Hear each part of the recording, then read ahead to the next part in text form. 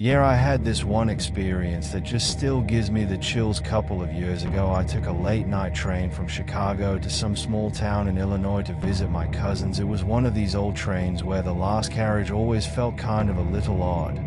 Dim lights, creaky sounds, and basically no people. My seat was there in that very last carriage. Everything seemed normal at first. The train was running slowly and I was sitting by the window watching into the dark countryside. However, then I caught sight of something odd. Each time I looked outside, I thought I caught a glimpse of a figure running alongside the tracks, staying ahead of the train. I said it to myself, it's just my imagination, some shadow playing games with me. However, the more I gazed, the more obvious it became.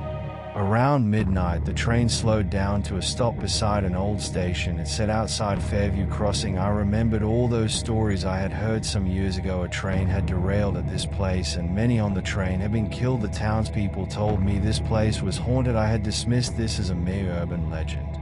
It was just standing there for a few minutes, the train with no one going in or out. Then suddenly the lights in the last car began to flicker and went out completely. The air turned colder and I could have sworn something brushed by me. Then came the whispers, soft and faint but unmistakable. Someone was calling my name.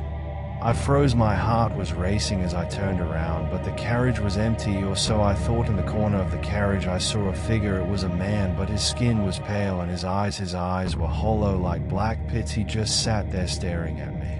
I stood up, trying to appear courageous, but the figure began slowly rising and walking towards me. I panicked and started running to the door to the next carriage, but that one wouldn't open either. I pounded on the door, screaming for someone to help me. But the figure kept getting closer and closer. It stretched its hand out as if to grasp me. At that very moment, the lights flickered back on and the door unlocked by itself. I ran into the next carriage, trying to breathe. A few of the passengers turned and stared at me. What's going on? I told them what happened, and an old man nodded his head in a grim silence. You were in the last carriage, he asked. It's here, they say, the ghost of a man killed in the Fairview accident who cannot bear the solitude.